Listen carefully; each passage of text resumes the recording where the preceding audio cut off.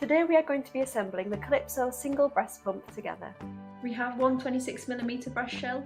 Your nipple will be going into this tunnel here. It is really important to use a correct breast shell size. There is a video that covers this in more detail. Just click the link below. This is the lip valve, which is connected to the breast shell here. Be careful when using this, as it's a really important part of the pump. When removing it, hold it from the thick sides and don't use a bottle brush to clean it. We then want to take our bottle and screw it on securely. This is the membrane pot. It needs to face with the smooth sides facing outwards. Once you've put it in, just give it a tap to make sure that it's fully down. The membrane pot is an integral part of the pump set, protecting the breast milk and breast pump from contamination, making it a closed system breast pump. Then take the green cap. As you can see, there is a line here. This line, it needs to align with the line here on the breast shell when we first place the cap on. Then we want to rotate the cap towards the right.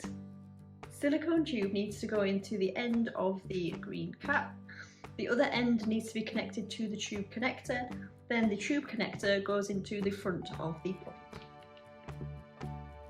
When single pumping, we need to close this cap on the tube connector. If you decide you'd like to double pump, simply buy another pump set.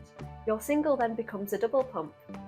There is a connection point for the cable in the back which can be plugged into a plug socket.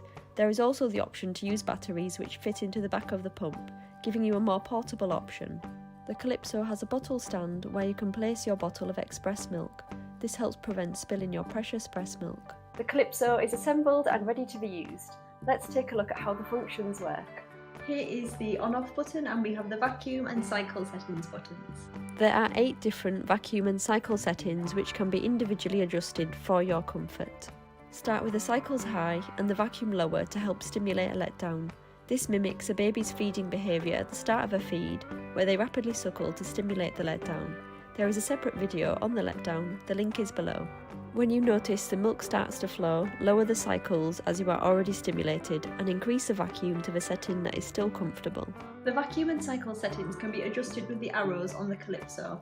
For example, if you want to increase the vacuum, press the upward arrow, and if you want to decrease the vacuum, press the downward arrow.